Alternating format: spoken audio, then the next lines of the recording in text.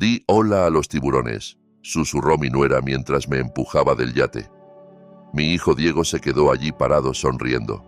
Su plan era robar mi fortuna de 3.000 millones de dólares. Pero cuando regresaron a casa esa noche, yo estaba sentado en mi sillón favorito con un regalo muy especial esperándolos. Si estás viendo esto, suscríbete y dime desde dónde me ves. Déjame retroceder y contarte cómo un martes por la mañana perfectamente normal terminó conmigo cayendo al Golfo de México.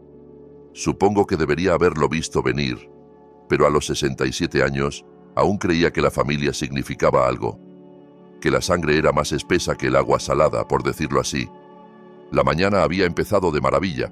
Diego me había llamado personalmente, no a través de su asistente, lo cual debería haber sido mi primera señal de alerta, invitándome a lo que llamó un crucero de celebración en su nuevo yate. «Papá, queremos brindar por tu recuperación de la cirugía», dijo, con una voz cálida que confundí con afecto genuino. Solo nosotros tres, como una verdadera familia. Llevaba 6 semanas recuperándome de mi reemplazo de cadera. Y honestamente, anhelaba cualquier señal de que mi hijo y su esposa Verónica aún me querían en sus vidas desde que mi esposa Roberta murió hace 2 años, dejándome su imperio tecnológico como herencia. Las cosas se sentían diferentes entre nosotros, más frías. Así que me vestí con cuidado esa mañana, poniéndome mi traje azul marino, el que Roberta siempre decía que realzaba mis ojos, y tomé un taxi hasta el muelle en Veracruz. El yate era magnífico, un barco blanco reluciente que probablemente costaba más que la casa de la mayoría de la gente. Diego me recibió en el muelle con un abrazo que parecía ensayado, mientras Verónica observaba desde la cubierta, con una sonrisa afilada como cristal roto. ¿No es hermosa?, preguntó Diego señalando el barco. 12 metros de puro lujo. Estamos pensando en llevarla a las islas del Caribe el próximo mes. Lo que no mencionó fue que lo habían comprado con el dinero que les di el año pasado para invertir en la consultora de Diego. 3 millones que empezaba a sospechar que nunca habían visto el interior de ninguna cuenta bancaria. La primera hora fue bastante agradable. Navegamos hacia aguas tranquilas, con la costa de Veracruz haciéndose más pequeña detrás de nosotros. Verónica sirvió mimosas y habló de sus planes para renovar la casa, mi antigua casa, que les había transferido después de la muerte de Roberta porque pensé que mudarme a un departamento sería más sencillo. Pero entonces Diego empezó a hacer preguntas, casuales al principio, sobre mi testamento, los arreglos del fideicomiso, si había considerado hacer cambios para simplificarles las cosas. «Es que el proceso de herencia puede ser tan complicado, papá», dijo, rellenando mi copa de champán con demasiado entusiasmo. «Queremos asegurarnos de que todo esté en orden». Fue entonces cuando noté que Verónica me estaba grabando con su teléfono. No abiertamente, sino sosteniéndolo en un ángulo mientras fingía tomarse selfies, capturándome en cámara mientras bebía, mientras hablaba de asuntos financieros, construyendo alguna clase de evidencia. Las piezas encajaron con una claridad horrible. La cirugía que había tenido. Ellos habían insistido en manejar todo mi papeleo después. Los documentos de poder notarial que trajeron al hospital alegando que era solo temporal, solo para ayudar con las cuentas mientras me recuperaba. La forma en que mi asesor financiero había dejado de contestar mis llamadas. «Diego», dije con cuidado dejando la copa, «quiero regresar a la orilla ahora». Ahí fue cuando su máscara se cayó por completo. «Me temo que eso no va a pasar, papá». Su voz era diferente ahora, más dura. «Verás, necesitamos tener una conversación sobre tu salud, sobre tus problemas de memoria». ¿Problemas de memoria? Yo estaba más lúcido que los dos juntos. «Ha mostrado signos de demencia», añadió Verónica acercándose. «Lo tenemos documentado. Los médicos coinciden en que ya no eres capaz de manejar tus asuntos financieros». Eso era absurdo, pero incluso mientras lo decía, me di cuenta de lo cuidadosamente que lo habían orquestado. El barco estaba a kilómetros de la costa. Ningún otro barco a la vista. Solo nosotros tres, el océano y su plan para convencerme de firmar todo o algo peor. «Papá, estamos tratando de ayudarte», dijo Diego, pero sus ojos eran fríos como el invierno. «Podemos hacer esto por las buenas o por las malas». Me puse de pie lentamente, con la cadera aún doliéndome, pero mi mente clara como el cristal. ¿Y si me niego? Ahí fue cuando Verónica sonrió. Realmente sonrió, por primera vez ese día.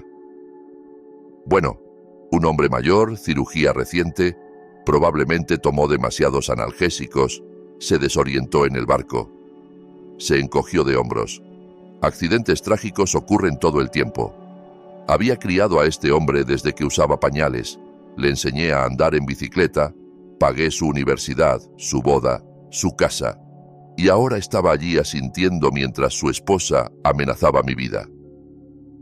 Los dos están locos si creen que se saldrán con la suya.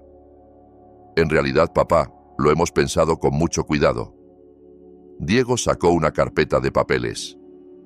Tu firma aquí, transfiriendo todos los activos a nosotros inmediatamente para tu propia protección. Y todos volvemos a casa felices. Miré los documentos, el rostro expectante de mi hijo, el teléfono de Verónica aún grabando. Luego miré el océano, vasto y peligroso, y de alguna manera menos aterrador que las dos personas que se suponía me amaban. Váyanse al infierno, dije. Ahí fue cuando Verónica se movió detrás de mí y susurró esas palabras sobre los tiburones. El empujón no fue violento, eran demasiado astutos para eso. Solo un empellón repentino cuando estaba desequilibrado mirando al agua. Caí, con traje azul marino y todo, al frío Golfo de México. Al golpear el agua oí a Diego gritar, ¡Papá! ¡Oh Dios, papá! Pero también oí la voz baja de Verónica hablando con alguien por teléfono. Sí, necesitaremos que presentes la petición de emergencia a primera hora del lunes. Está claro que no es competente. Luego el agua se cerró sobre mi cabeza y tuve problemas más grandes que su traición. Soy un buen nadador. Roberta y yo solíamos nadar vueltas juntos todas las mañanas, pero el frío me impactó y mi ropa me arrastraba hacia abajo. Me quité los zapatos y salí a la superficie, jadeando, justo a tiempo para ver el yate alejándose a toda velocidad. Realmente me estaban dejando allí para morir. Fue entonces cuando vi el barco pesquero. El capitán Jaime Morales era exactamente el tipo de hombre que saltaría aguas infestadas de tiburones para salvar a un abuelo ahogado. Alrededor de los 60, curtido por décadas en el mar y poseedor de una brújula moral que parecía faltar en mi propio árbol genealógico. «Demonios, señor, ¿qué le pasó?», preguntó mientras él y su nieto adolescente Tito me subían a bordo de su embarcación pesquera. Temblaba incontrolablemente, con los dientes castañeteando tan fuerte que apenas podía hablar. Jaime me envolvió en una manta que olía a sal y aceite de motor mientras Tito encendía el motor. Mi familia, logré decir entre temblores. Ellos, el yate. Los vimos alejarse como alma que lleva el diablo, dijo Jaime con gravedad. Ni siquiera miraron atrás. ¿Qué clase de gente deja a alguien flotando en medio del océano? La clase que hereda 3.000 millones, si no estoy para impedirlo, pensé. Pero en voz alta solo dije, la clase que no es realmente familia. Jaime llamó a la guardia costera mientras Tito me envolvía en otra manta. Aquí el María Su. Tenemos a un hombre que sacamos del agua a unos 20 kilómetros al sureste de Veracruz. Está consciente, responde, pero necesita atención médica. Espera, dije, agarrando el brazo de Jaime. Por favor, no les digas que me encontraron, todavía no. Jaime estudió mi rostro con los ojos agudos de alguien que había visto suficiente de la vida para reconocer cuando alguien huía de algo más que agua fría. ¿Estás en problemas? Sí, pero no del tipo que piensas. Respiré temblorosamente. Necesito llegar a la orilla sin que nadie sepa que sobreviví. ¿Puedes ayudarme? Tito miró a su abuelo con incertidumbre. Abuelo, no deberíamos... Deber y no deber son cosas curiosas, dijo Jaime lentamente. A veces hacer lo correcto no se parece a seguir las reglas. Volvió a activar la radio. Guardia costera, aquí María Su. Falsa alarma en ese rescate. Resultó ser basura en el agua. Todo despejado. Mientras nos dirigíamos a un pequeño muelle privado, le conté todo a Jaime sobre Diego y Verónica, sobre el dinero, sobre los documentos que querían que firmara. Jaime escuchó sin interrupciones, su expresión ensombreciéndose con cada detalle. Entonces pensaron que preferían ser huérfanos ricos que hijos pobres con un padre vivo, dijo Jaime cuando terminé. Aparentemente. ¿Qué vas a hacer? Esa era la pregunta, ¿no?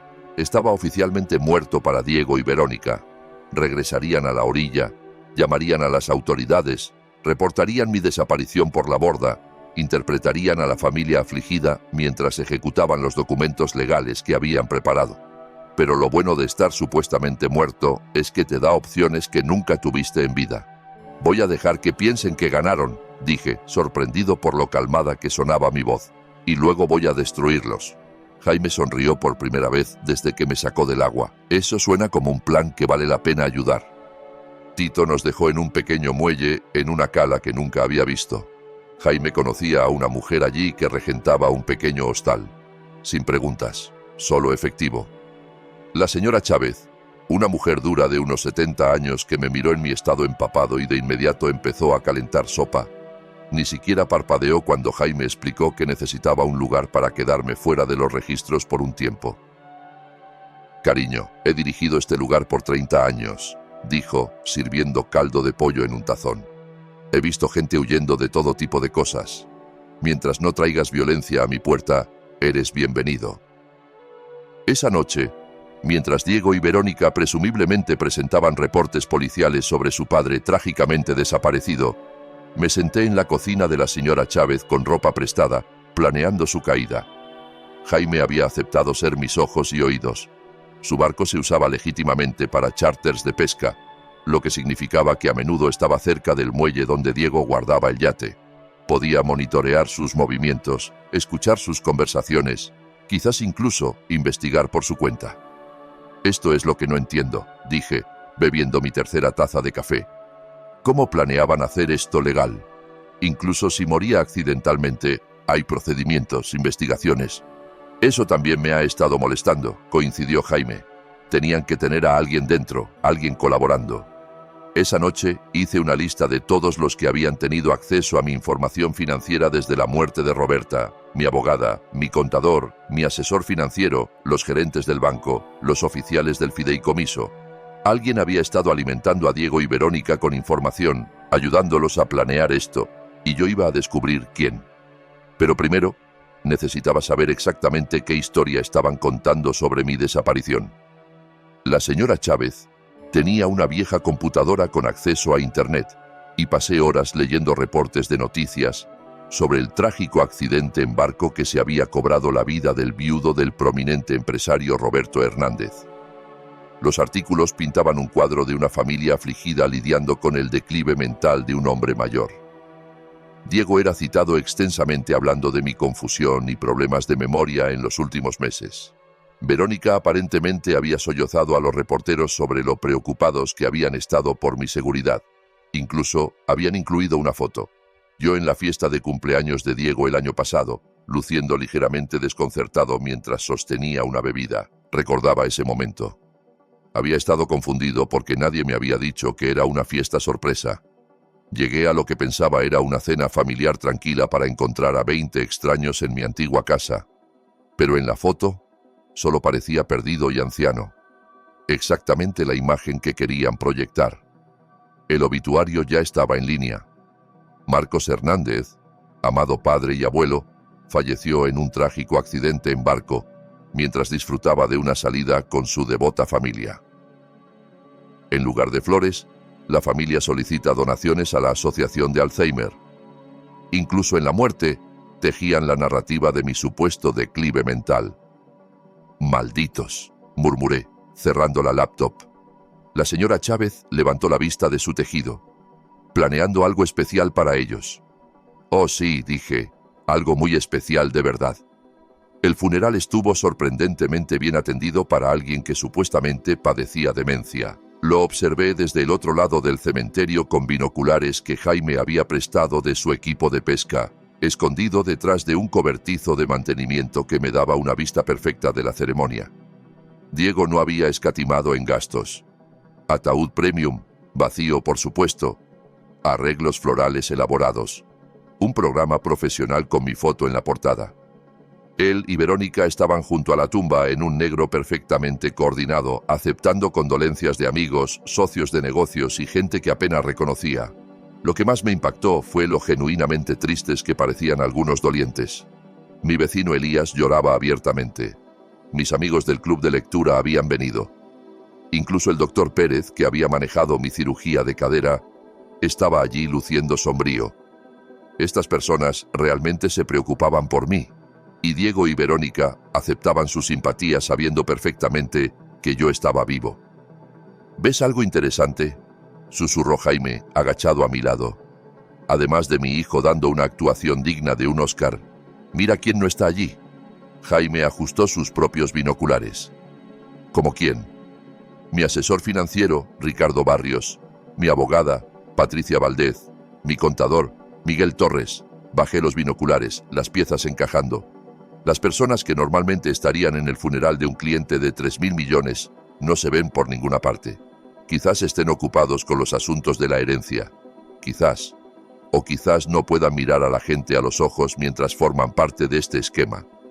Después del servicio, observé a Diego y Verónica trabajar la multitud como políticos, estrechando manos, aceptando abrazos, interpretando sus roles perfectamente, pero también noté cuán rápido alejaban a la gente cuando alguien empezaba a hacer preguntas detalladas sobre mis últimos días.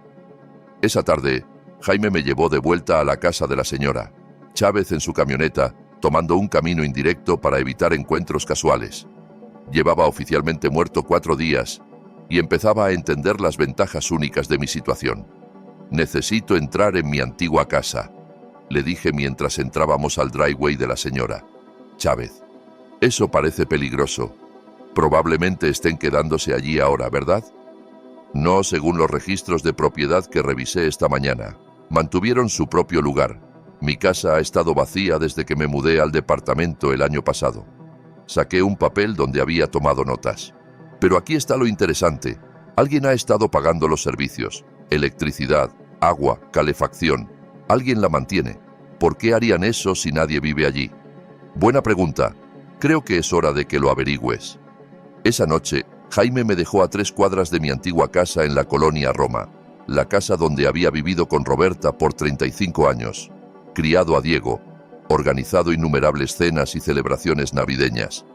La casa que le había transferido a mi hijo porque pensaba que la familia significaba algo. Era después de medianoche y la calle estaba tranquila excepto por algún auto ocasional. Aún tenía mi llave. Diego nunca había pensado en pedírmela de vuelta y me deslicé por la puerta trasera como un criminal irrumpiendo en su propio hogar. La casa se sentía diferente, no exactamente vacía, pero equivocada de alguna manera. Avancé por las habitaciones familiares usando la linterna que Jaime me había dado, cuidando de evitar las ventanas que daban a la calle. El mobiliario de la sala estaba cubierto con sábanas, pero podía ver que habían agregado piezas nuevas, piezas caras, un sofá de cuero que costaba más que el auto de la mayoría, un centro de entretenimiento que definitivamente no estaba allí cuando vivía yo. En la cocina, el refrigerador estaba abastecido, no con lo básico que mantendrías en una casa que visitas ocasionalmente, sino con comida fresca, cara, quesos importados, verduras orgánicas, el tipo de artículos premium que sugerían ocupación regular. Pero fue la oficina en casa, mi antiguo estudio, donde encontré lo que realmente buscaba. El escritorio estaba cubierto de documentos, papeles legales, estados financieros y, lo más condenatorio, un cronograma detallado de lo que llamaban el Proyecto Marcos, mi propio nombre convertido en un código para mi eliminación. Fotografié todo con la cámara desechable que Jaime me había dado, mis manos temblando de rabia mientras leía sus planes. Habían estado trabajando en esto por más de 1 año, documentando cuidadosamente lo que alegaban eran signos de mi deterioro mental.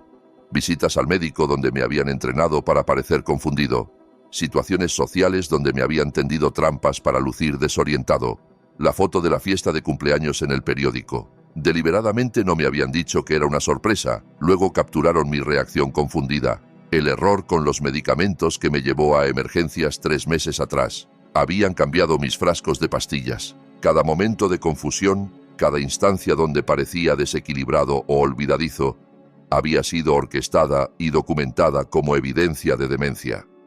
Pero el documento más escalofriante era una carta de alguien firmada solo como MT, aparentemente uno de sus co-conspiradores. El cronograma necesita acelerarse. Marcos ha estado haciendo demasiadas preguntas sobre los documentos de poder notarial. Si se pone sospechoso y va a un abogado independiente, todo se desmorona. Recomiendo pasar a la fase 3 en las próximas 2 semanas. La fase 3, según el cronograma, era mi muerte. Estaba fotografiando el último documento cuando oí una puerta de auto cerrarse afuera. Faros barrieron las ventanas del frente y oí voces acercándose a la puerta principal. Diego y Verónica regresando de su actuación de duelo. Rápidamente recogí mis cosas y me dirigí a la puerta trasera, pero pude oír su conversación mientras entraban. ¿Crees que la mujer Pérez lo creyó? Lloraba demasiado para pensar con claridad. Además, ¿qué va a investigar? Papá cayó de un barco. Sucede. ¿Y el testamento? ¿Cuánto falta para la apertura? El lunes. MT dice que tendremos acceso total a las cuentas en 6 semanas.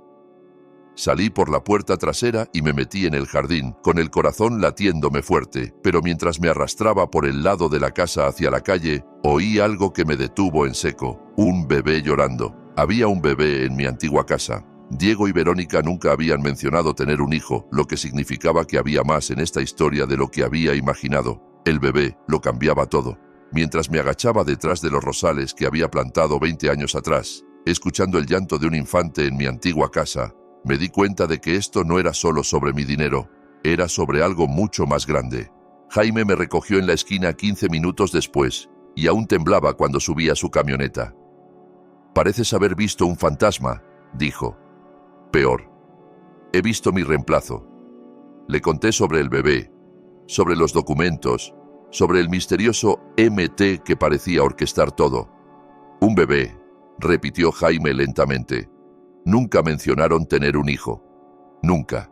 Y Diego siempre dijo que él y Verónica no estaban listos para niños.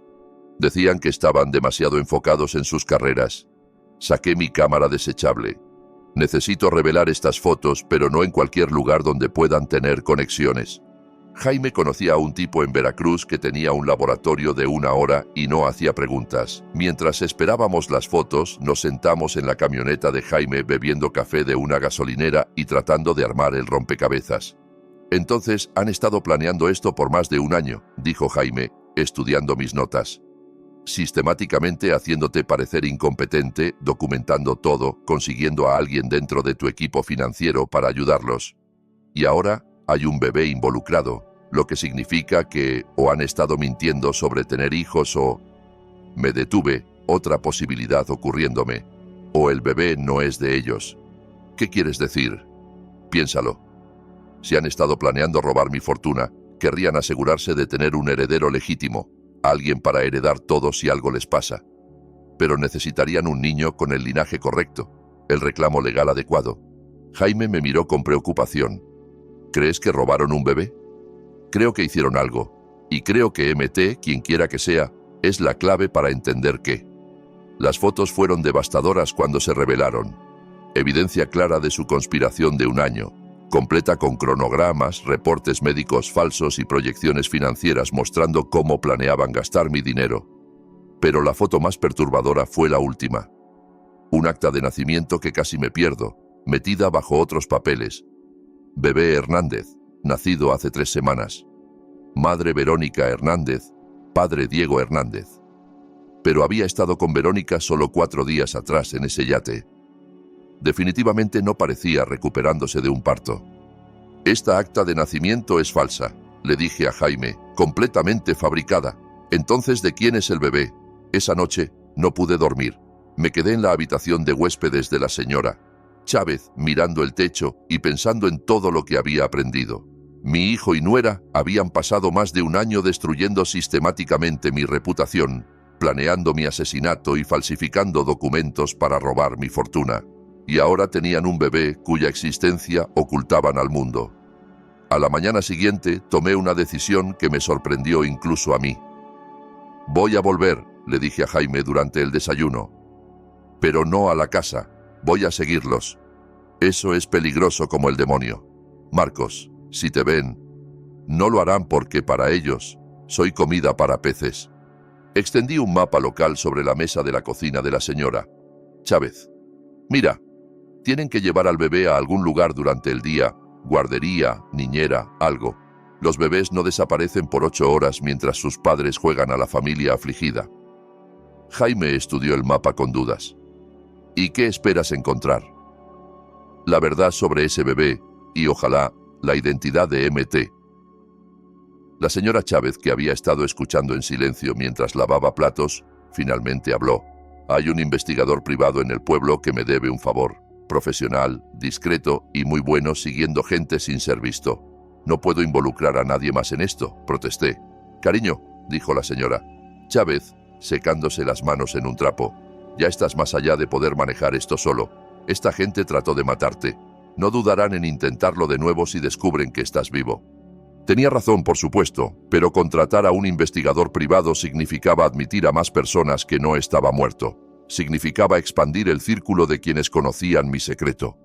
¿Qué clase de favor le debe este investigador? La señora Chávez sonrió misteriosamente. Del tipo en que mi nieto no fue a la cárcel por algo estúpido que hizo a los 22. El investigador privado se llamaba Daniel Cruz, ex policía, muy confiable y excelente, haciendo desaparecer problemas. Para el mediodía, estaba sentado en la pequeña oficina de Daniel sobre una sandwichería en el centro de Veracruz, contando mi historia por tercera vez en una semana. Daniel tenía unos 50 años, con cabello prematuramente gris y ojos alertas que no se perdían nada. Entonces, ¿quieres que siga a tu hijo y nuera? Averigüe sobre este bebé misterioso e identifique a su co-conspirador, resumió después de que terminé. Eso es correcto. ¿Y me pagas con qué? Porque según los periódicos, todos tus activos están congelados pendientes de la herencia. Saqué un sobre que había preparado antes. Efectivo. Tenía algo de dinero de emergencia escondido en una caja de seguridad que Diego no conoce. Roberta siempre insistió en mantener fondos líquidos disponibles para emergencias. Daniel contó los billetes, suficientes para cubrir 2 semanas de vigilancia, y asintió. Necesitaré fotos de los objetivos y cualquier dirección donde puedan estar quedándose. Le di todo lo que tenía, incluyendo las fotos de mi irrupción en la casa. Daniel las estudió con cuidado, prestando atención particular a los documentos con la firma misteriosa de MT. Esta letra parece familiar, dijo sacando una lupa. Profesional, pero con características distintivas. ¿Te importa si la corro por algunas bases de datos? Haz lo que necesites. Una cosa más, dijo Daniel mientras me preparaba para irme. Si esta gente es tan peligrosa como dices, necesitamos un protocolo de seguridad. Me reportas cada 12 horas. Si no sé de ti, llevo todo a la policía. Acepté, aunque esperaba que no llegara a eso. Cuanto menos involucramiento oficial, mejor. Al menos hasta que entendiera exactamente qué habían hecho Diego y Verónica. Esa tarde, regresé a la casa de la señora Chávez y esperé, planeando, porque ahora tenía ayuda.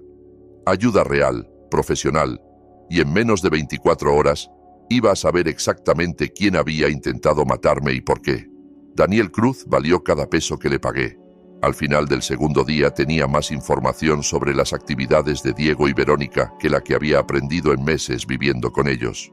Tu hijo ha estado muy ocupado desde que supuestamente moriste, dijo Daniel, extendiendo fotografías sobre la mesa de la cocina de la señora Chávez.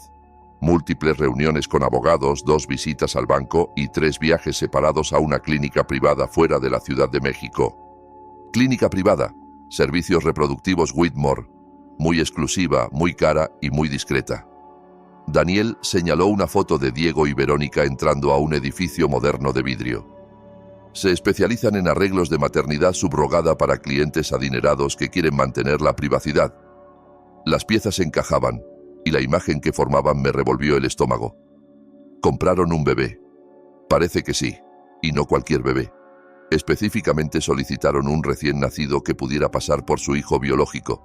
Según mi contacto en Whitmore, los arreglos se hicieron hace 8 meses, pagados en efectivo con instrucciones de preparar el acta de nacimiento de antemano. La señora Chávez sirvió 3 tazas de café y se unió a nosotros en la mesa. Entonces planearon tu muerte, compraron un bebé para heredar tu fortuna y tenían a alguien dentro de tu equipo financiero ayudándolos. Sobre eso, dijo Daniel, sacando otra foto. Creo que encontré a MT. La foto mostraba a una mujer en sus 40 con cabello castaño corto y un maletín caro, estrechando la mano de Diego fuera de una oficina legal en el centro. Parecía vagamente familiar, pero no podía ubicarla. Miranda Torres, continuó Daniel, socia en Torres y Asociados, manejan planificación patrimonial para varias familias prominentes en México. Torres, repetí. Espera, Miguel Torres es mi contador. ¿Están relacionados? Casados. Y aquí es donde se pone interesante. Miranda Torres ha estado construyendo discretamente una base de clientes de individuos mayores adinerados con relaciones familiares tensas. Se especializa en lo que llama planificación de transiciones familiares. Miré la foto, el reconocimiento finalmente amaneciendo. La conocí hace unos 6 meses en un evento de caridad al que Diego me arrastró. Estaba muy interesada en mi planificación patrimonial. Hacía preguntas sobre las estructuras de mi fideicomiso. Apostaría que sí, porque Miranda Torres tiene un modelo de negocio muy específico. Identifica clientes mayores con activos sustanciales y familias alejadas. Luego ayuda a las familias a acelerar sus herencias a través de lo que llama intervención compasiva. ¿Quieres decir asesinato?, dijo la señora Chávez sin rodeos. Quiero decir, crea marcos legales que permiten a las familias tomar control de activos mientras la persona mayor aún vive, usando reclamos de incompetencia, demencia o capacidad disminuida. Lo ha hecho al menos 6 veces en los últimos 3 años. Daniel extendió más fotos. Tomas de vigilancia de Miranda Torres reuniéndose con diferentes familias, entrando a oficinas legales, visitando lo que parecían clínicas privadas. Está dirigiendo toda una operación. Encuentra personas mayores adineradas con parientes codiciosos. Ayuda a orquestar evidencia de declive mental. Proporciona cobertura legal para transferencias de activos y toma una tajada sustancial de la herencia. Y si la persona mayor se niega a cooperar o se pone sospechosa, tienen accidentes, caídas en barcos, tropiezos en escaleras, sobredosis de medicamentos. Siempre trágicos, siempre plausibles como accidentales y siempre financieramente convenientes para la familia sobreviviente. Me sentí enfermo. Esto no era solo sobre mi dinero. Era sobre una operación sistemática que atacaba a seniors vulnerables. ¿Cuántas personas ha matado que puedas probar? Ninguna. Que sospeche. Al menos 12 en los últimos 5 años. Es muy buena cubriendo sus huellas y solo trabaja con familias que pueden proporcionar explicaciones alternativas plausibles para las muertes de sus parientes. Tenemos que detenerla. Lo haremos, pero primero necesitamos entender exactamente qué han puesto en marcha tu hijo y nuera, porque según mis fuentes, ayer presentaron documentos preliminares de herencia. Daniel sacó una carpeta legal. Alegan que moriste intestado, lo que los hace tus únicos herederos. También afirman que cualquier documento patrimonial existente es inválido porque fue firmado mientras estabas mentalmente incompetente. Pero tengo un testamento, uno muy específico y detallado que actualicé hace solo 2 años. Lo sé. Lo encontré. Daniel abrió la carpeta y sacó un documento familiar. Mi testamento con lo que parecía mi firma al final. Pero el texto era completamente diferente de lo que recordaba haber firmado. Lo reemplazaron, susurré, escaneando el documento falsificado. Esto deja todo a Diego con provisiones para cualquier hijo futuro que pueda tener, incluyendo el bebé que acabaron de adquirir a través de servicios reproductivos Whitmore. Me puse de pie y caminé hacia la ventana de la señora Chávez mirando al mar. Una semana atrás, había sido un viudo afligido tratando de mantener una relación con mi única familia. Ahora era una víctima de asesinato que había sobrevivido a su propio atentado, descubriendo que mi hijo era parte de una empresa criminal mayor que atacaba a personas mayores.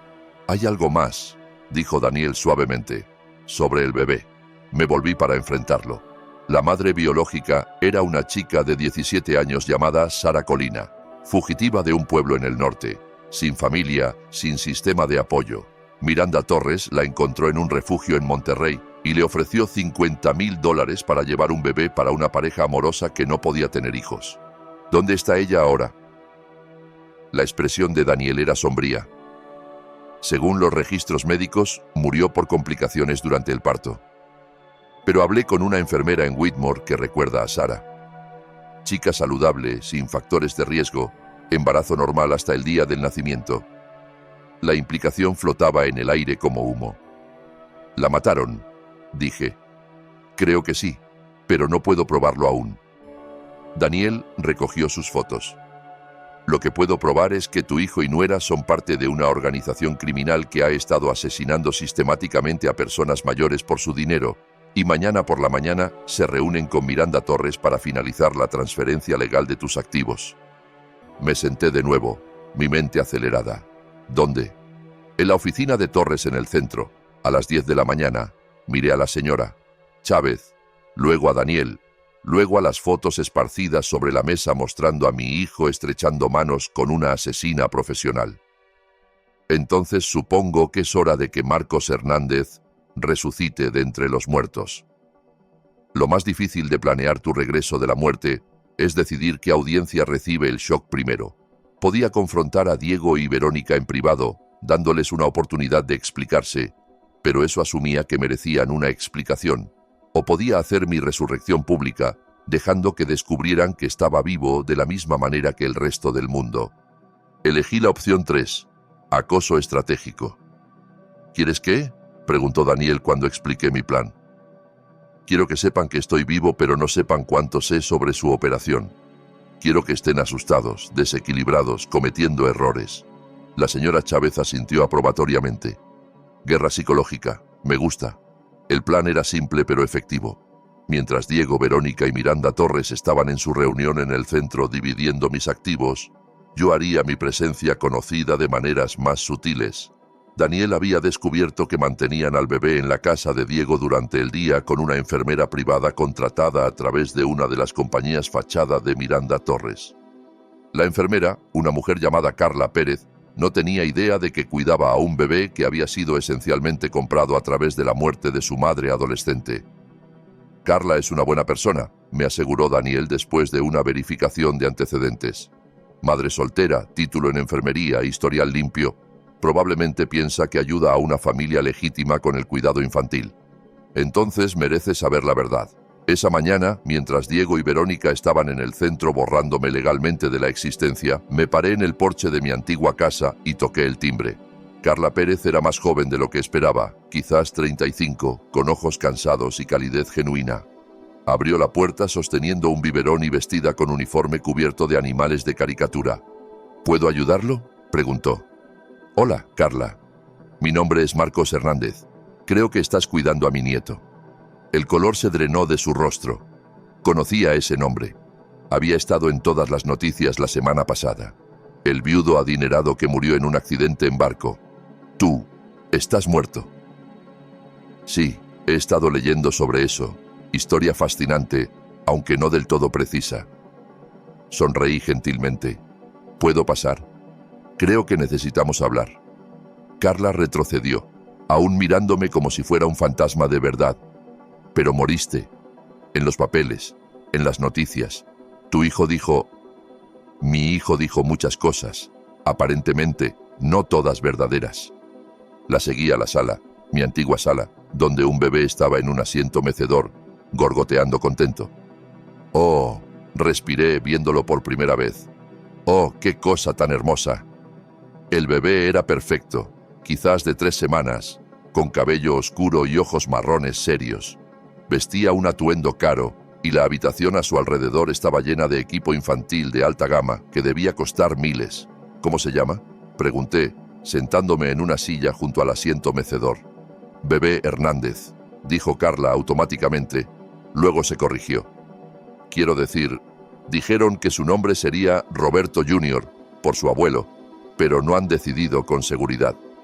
No han decidido porque no lo conocen lo suficiente para nombrarlo, dije suavemente.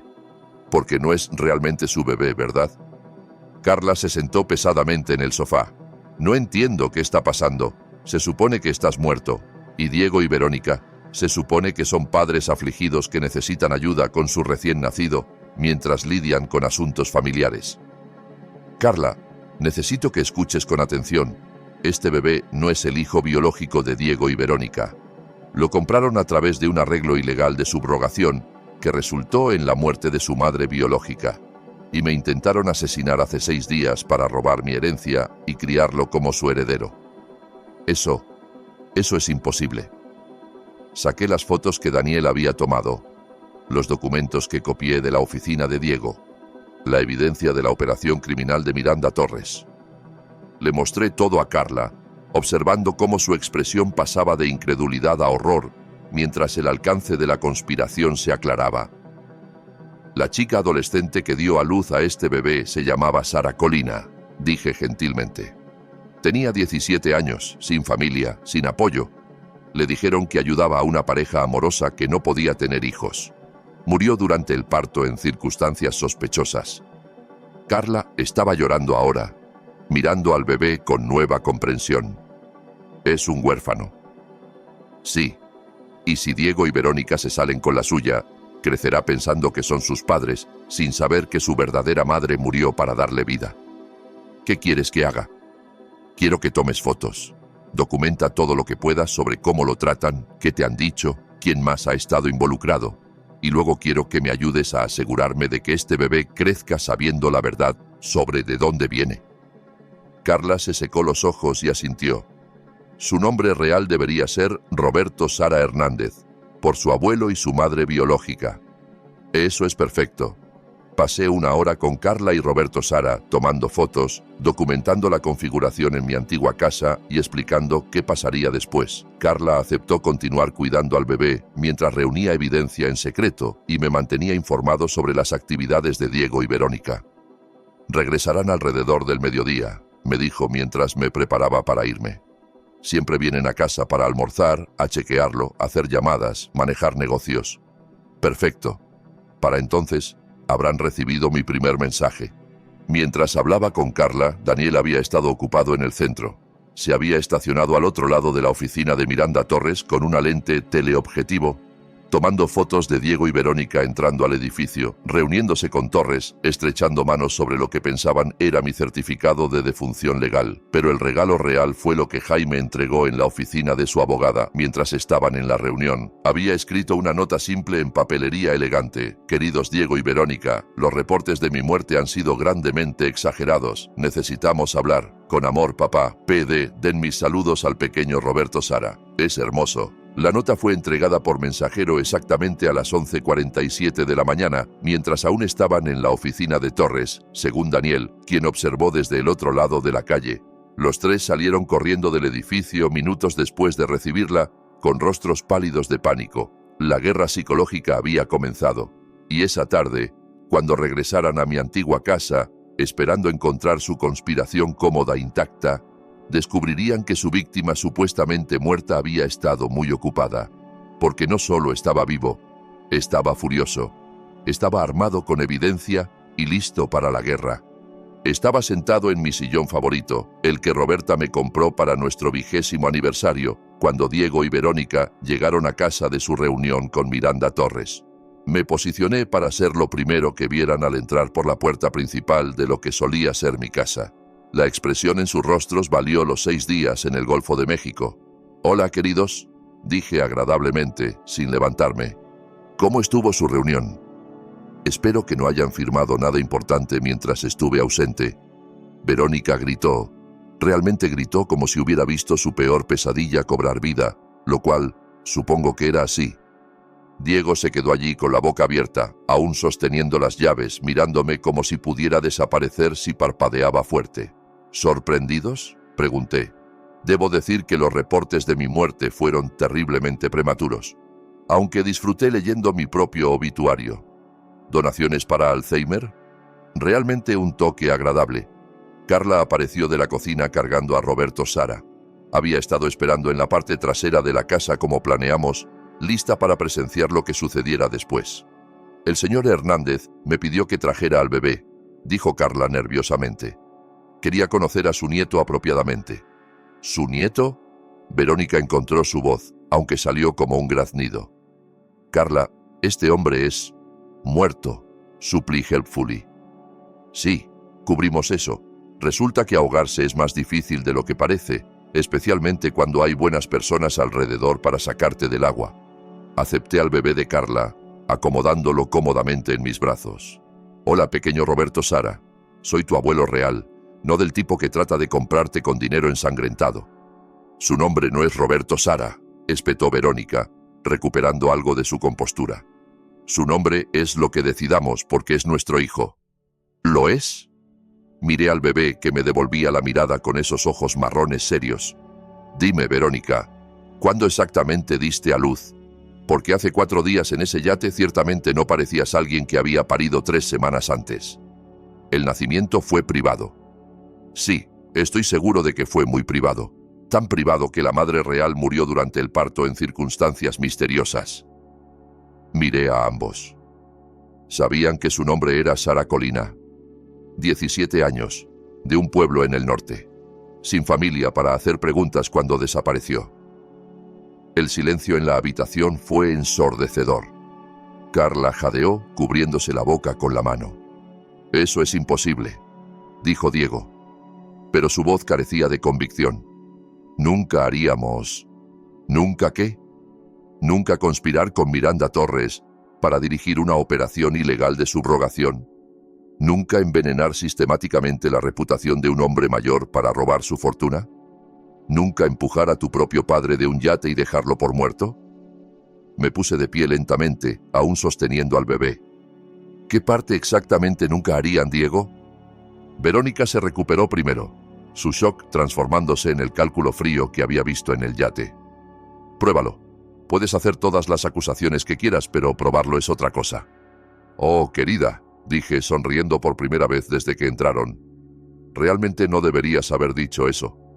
Carla, ¿te importaría llevar a Roberto Sara a su habitación para su siesta?», pregunté sin quitar los ojos de Diego y Verónica.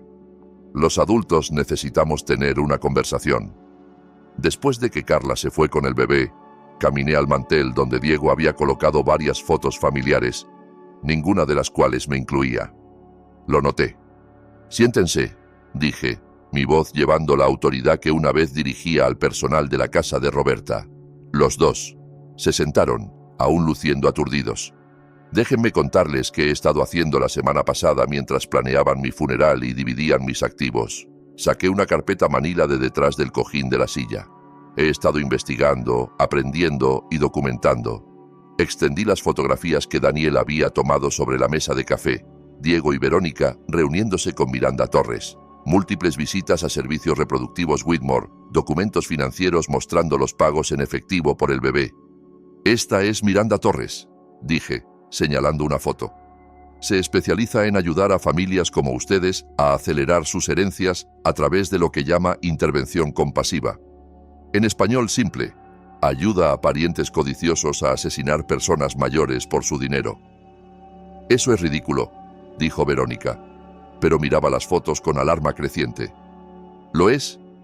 Porque tengo documentación de al menos 6 otros casos donde Miranda Torres proporcionó cobertura legal para familias que querían a sus parientes mayores muertos. 6 otras familias que de repente tuvieron accidentes convenientes después de mostrar signos de declive mental, que luego se probaron como inducidos artificialmente. Saqué otro conjunto de documentos, como la señora Elena Valdez, de 73 años, cayó por las escaleras en su propia casa 3 semanas después de que su hijo empezara a agregar sedantes a su té nocturno. Su hijo heredó 2 millones. Diego se había puesto muy pálido. «Papá, te estás asustando con teorías conspirativas». O el señor Carlos Benítez, de 68, murió en un accidente de auto solitario después de que su hija convenciera a su doctor de ajustar su medicación. Su hija heredó 4 millones. Miré directamente a Diego. «Estas no son teorías, hijo, son asesinatos, y tú eres parte de la misma operación. Nunca matamos a nadie», dijo Verónica rápidamente. «Incluso si lo que dices sobre esta mujer Torres es verdad, nunca lastimamos a nadie». «¿En serio? ¿Qué hay de Sara Colina?» Silencio. «¿Qué hay de la chica de 17 años cuyo bebé compraron? La chica que murió durante el parto en circunstancias sospechosas. La chica cuya muerte les dio el heredero que necesitaban para justificar heredar mi fortuna». «Eso no fue... no sabíamos». Diego empezó, luego se detuvo. «¿No sabían qué? ¿Que Miranda Torres dirigía un mercado negro de bebés usando chicas adolescentes vulnerables? ¿Que esas chicas tenían el hábito de morir durante el parto? ¿Que eran accesorios de asesinato?» Saqué otro documento. El certificado de defunción de Sara, que Daniel había obtenido a través de sus contactos. Sara Colina murió de lo que el médico forense llamó paro cardíaco inesperado durante el parto. Pero según la enfermera que estuvo presente, Sara era saludable, joven y sin signos de distrés hasta el momento en que dejó de respirar. Carla había regresado y estaba en la puerta escuchando todo. La misma enfermera, continué, que le dijo a mi investigador que Miranda Torres estuvo presente durante el parto, y que personalmente administró lo que alegó era una medicación rutinaria minutos antes de que Sara entrara en paro cardíaco. ¿Tu investigador?, preguntó Diego débilmente. Oh, sí. ¿Pensaban que manejaba esto solo? Tengo un investigador privado, fotos de vigilancia, registros financieros, documentos médicos y testimonios de múltiples fuentes. Sonreí fríamente. También tengo algo más que podrían encontrar interesante. Caminé al escritorio que solía ser mío y abrí el cajón superior, sacando una pequeña grabadora digital. He estado grabando toda esta conversación, cada palabra que han dicho, cada admisión que han hecho, cada pieza de evidencia que han confirmado. Levanté la grabadora. ¿Sabían que en México solo una parte necesita consentir para grabar una conversación? Y como esto ocurre en lo que solía ser mi casa, creo que califico como parte consentidora. Verónica saltó de pie. No puedes usar eso en corte. Es entrapment o algo. En realidad es evidencia. Evidencia de conspiración, fraude y accesorio de asesinato. Evidencia que los pondrá a ambos en prisión por mucho tiempo. Diego finalmente encontró su voz. ¿Qué quieres? ¿Qué quiero? Reí, y no fue un sonido agradable. Quiero mi dinero de vuelta. Quiero que ese bebé sea adoptado apropiadamente por una familia que lo ame y le diga la verdad sobre su madre biológica. Quiero que Miranda Torres sea arrestada por la asesina serial que es.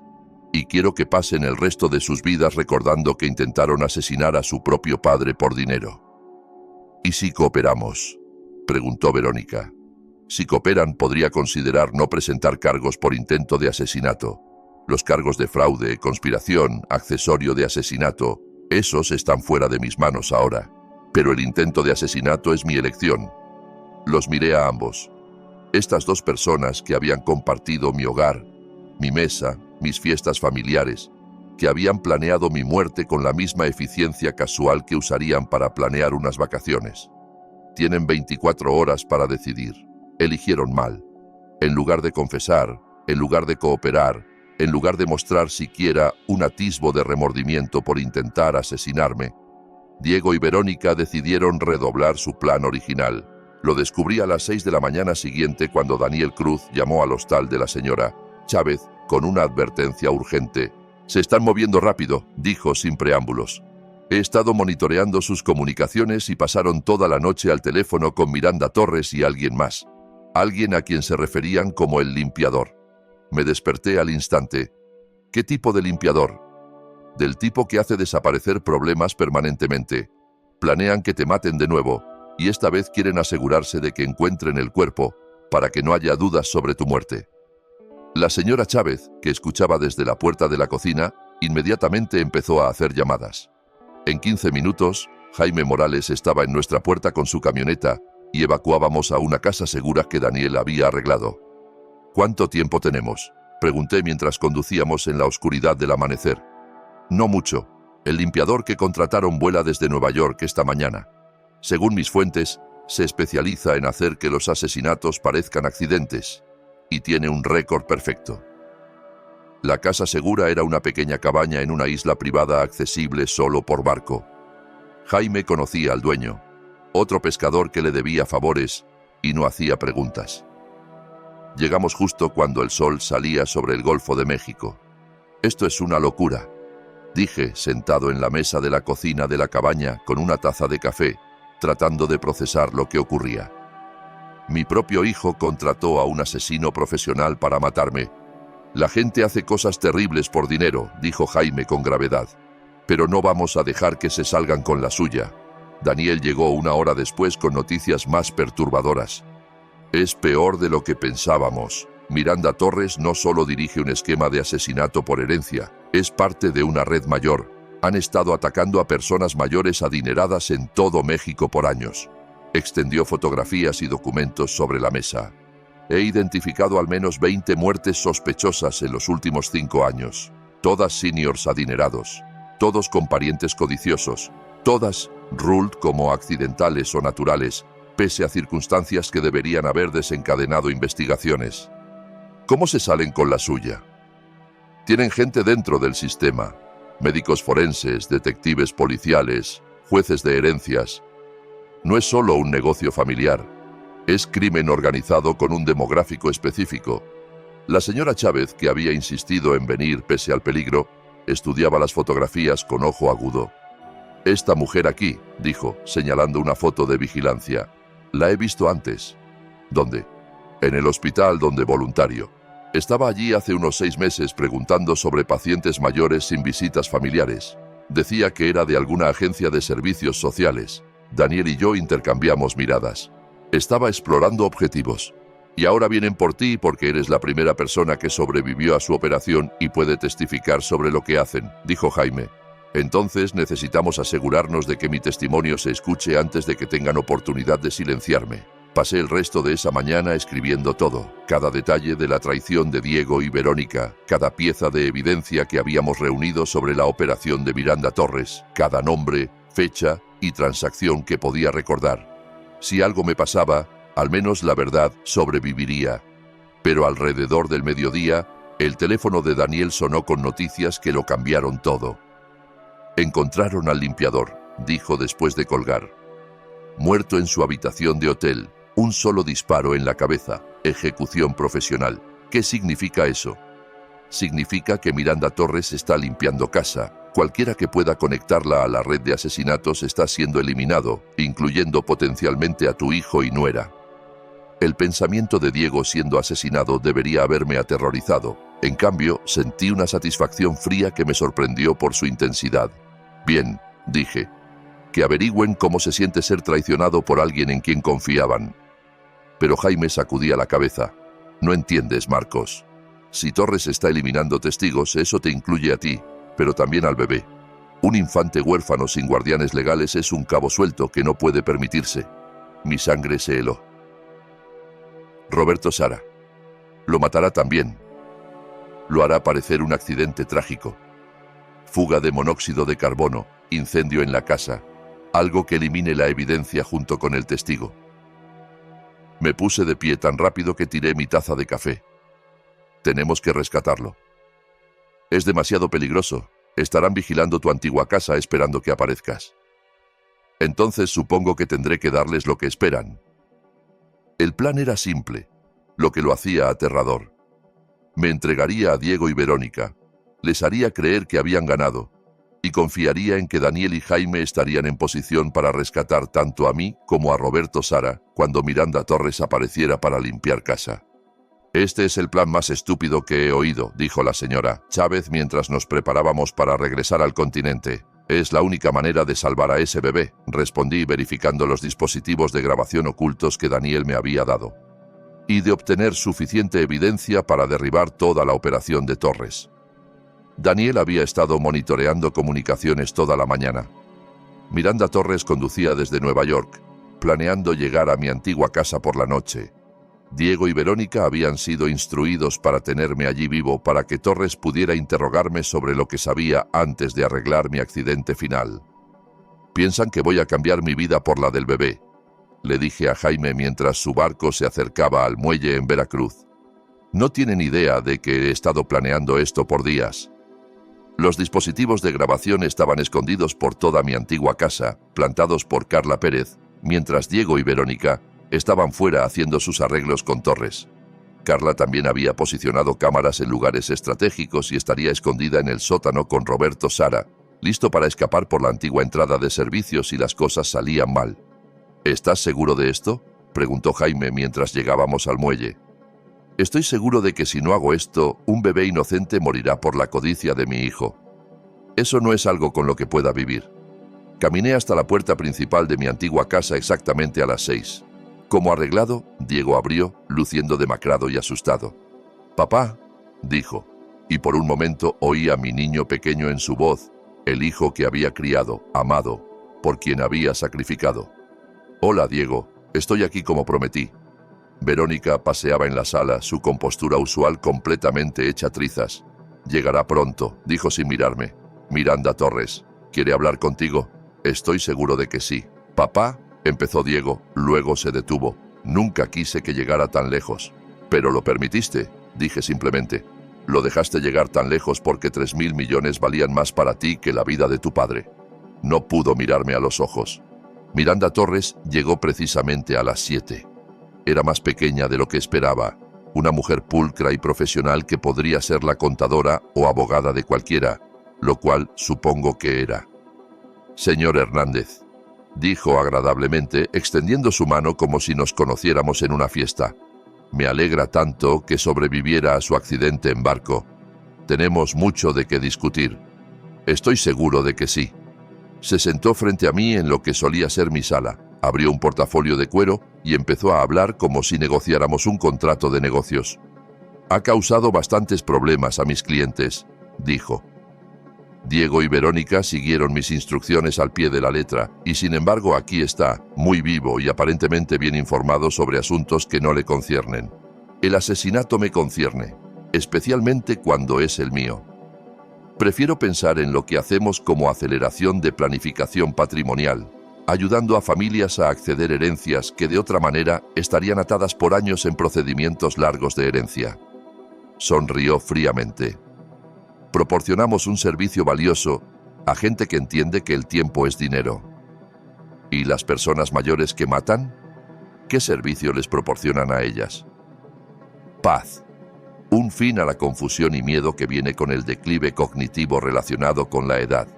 Una muerte digna que permite a sus familias recordarlos como eran, no como se volvieron. La miré asombrado por su capacidad para racionalizar asesinato en masa. ¿Cuántos? ¿Cuántos qué? ¿Cuántas personas han matado? Consultó su portafolio como si verificara horarios de citas. En los últimos 5 años, mis clientes y yo hemos resuelto exitosamente 37 casos, involucrando individuos mayores cuya existencia continuada creaba dificultades financieras y emocionales para sus familias. 37 asesinatos. Confesaba 37 asesinatos como si fueran declaraciones de impuestos que había presentado. Y planean hacerme el número 38. Oh, señor Hernández, me temo que será el 39. Tuvimos que resolver otro asunto hoy más temprano. Un caballero que se estaba volviendo demasiado curioso sobre nuestras operaciones. Sonrió. Pero sí, desafortunadamente necesitará otro accidente, uno más permanente esta vez. ¿Y el bebé? Trágica fuga de monóxido de carbono. Estas casas antiguas, ya sabe, los sistemas de calefacción defectuosos pueden ser tan peligrosos. Miré a Diego y Verónica, que estaban congelados en el sofá como maniquíes. ¿Esto es lo que querían? No solo mi muerte, sino la de un bebé inocente. Ninguno respondió. El bebé es un cabo suelto, continuó Torres con naturalidad. Su existencia complica la estructura de herencia, y sus orígenes plantean demasiadas preguntas. Mucho más simple eliminarlo ahora y alegar que Diego y Verónica son trágicamente sin hijos y necesitan el apoyo emocional que solo una riqueza significativa puede proporcionar. Ahí fue cuando sonreí por primera vez desde que llegó. «Señorita Torres», dije agradablemente, «creo que hay algo que debería saber». «¿Y qué es eso?» «Está bajo arresto». Los agentes del FBI entraron por todas las puertas simultáneamente, frente, trasera, sótano e incluso ventanas. Habían estado escuchando cada palabra que Miranda Torres dijo, grabando su confesión de 37 asesinatos y sus planes para cometer 2 más. Miranda Torres, anunció la agente Sara Chávez, está arrestada por conspiración para cometer asesinato, fraude electrónico, abuso a mayores y crimen organizado. Torres intentó huir. Realmente corrió hacia la cocina, probablemente esperando escapar por la puerta trasera. Avanzó unos 2 metros antes de que 3 agentes la derribaran en mis antiguos pisos de madera. Diego y Verónica se quedaron sentados en shock mientras la agente Chávez les leía sus derechos. «Marcos Hernández», dijo la agente Chávez, volviéndose hacia mí con una sonrisa. «Eso fue extremadamente peligroso y extremadamente bien hecho». Resultó que Daniel Cruz no era solo un investigador privado.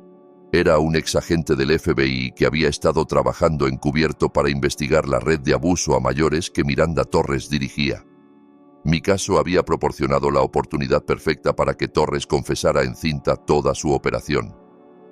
«Hemos estado rastreándola por 2 años», explicó la agente Chávez mientras la casa se llenaba de técnicos de escena del crimen. Pero era demasiado cuidadosa, demasiado inteligente. Nunca participaba directamente en los asesinatos. Siempre usaba intermediarios y se aseguraba de tener negación plausible. Hasta hoy, dije. Hasta hoy, cuando confesó 37 asesinatos mientras planeaba 2 más en equipo de grabación federal. Carla Pérez subió del sótano cargando a Roberto Sara, ambos ilesos. ¿Se acabó?, preguntó. Se acabó, confirmé, tomando al bebé de sus brazos. Al menos la parte peligrosa. La parte legal tomó meses. Diego y Verónica fueron acusados de conspiración para cometer asesinato, fraude, abuso a mayores y accesorio de asesinato en la muerte de Sara Colina. Ambos tomaron acuerdos de culpabilidad. 25 años para Diego, 20 para Verónica. Miranda Torres fue a juicio y convicta en todos los cargos. Cadena perpetua sin posibilidad de libertad condicional. La red que había construido se desmanteló en el año siguiente. 17 otros conspiradores fueron arrestados, incluyendo médicos forenses corruptos, abogados de herencias y familiares que habían participado en los asesinatos. La investigación reveló que la operación había robado más de $200 millones de víctimas mayores en 6 estados. Pero el resultado más importante fue Roberto Sara. Lo adopté legalmente con el apoyo total del sistema judicial y la familia extendida de Sara Colina, encontrada viviendo en Canadá. Estaban agradecidos de que alguien estuviera dispuesto a criar al hijo de Sara y contarle la verdad sobre su valiente madre joven que había intentado darle una vida mejor. Su nombre real es Roberto Sara Hernández, expliqué al juez de familia. Roberto por su abuelo, Sara por su madre biológica y Hernández porque esa es la familia que lo amará y lo criará con la verdad sobre su origen. El juez, una mujer en sus 60 que había seguido el caso de cerca, sonrió. Creo que Sara Colina estaría orgullosa de cómo terminó su historia. Ahora tengo 72 años, 5 años después. Y Roberto Sara es un niño extraordinario que sabe exactamente quién es y de dónde viene. Sabe que su madre biológica fue una adolescente valiente llamada Sara que quería que tuviera una buena vida. Sabe que su padre adoptivo y madrastra intentaron usarlo en un esquema que costó la vida a Sara. Y sabe que a veces las personas que se supone te aman más son las que debes protegerte. La señora Chávez aún dirige su hostal, aunque ha agregado un negocio secundario como consultora, ayudando a otras personas mayores que sospechan que sus familias no tienen sus mejores intereses en mente. Jaime Morales aún dirige sus charters de pesca, pero también se ha convertido en una especie de leyenda local por sacar abuelos moribundos del Golfo de México. Y Daniel Cruz, el agente Cruz, aún trabaja para el FBI, pero me envía tarjetas navideñas cada año con fotos de otras personas mayores cuyas vidas salvó. En cuanto a Diego y Verónica, aún están en prisión. Diego me escribe cartas a veces, tratando de explicar por qué hizo lo que hizo, pidiendo perdón, alegando que fue manipulado por gente más inteligente que él. No respondo, porque esto es lo que aprendí durante mi semana como hombre muerto. La familia no es sobre sangre o obligación o herencia, es sobre aparecer cuando alguien te necesita, proteger a los vulnerables y elegir el amor sobre la codicia cada día. Roberto Sara y yo tenemos ese tipo de familia ahora. El tipo donde nadie es empujado de barcos, nadie roba fideicomisos y nadie tiene que morir para que otro se enriquezca. Es una familia mucho mejor que la en la que nací y definitivamente mejor que la que crié. Gracias por escuchar. No olvides suscribirte y siéntete libre de compartir tu historia en los comentarios. Tu voz importa.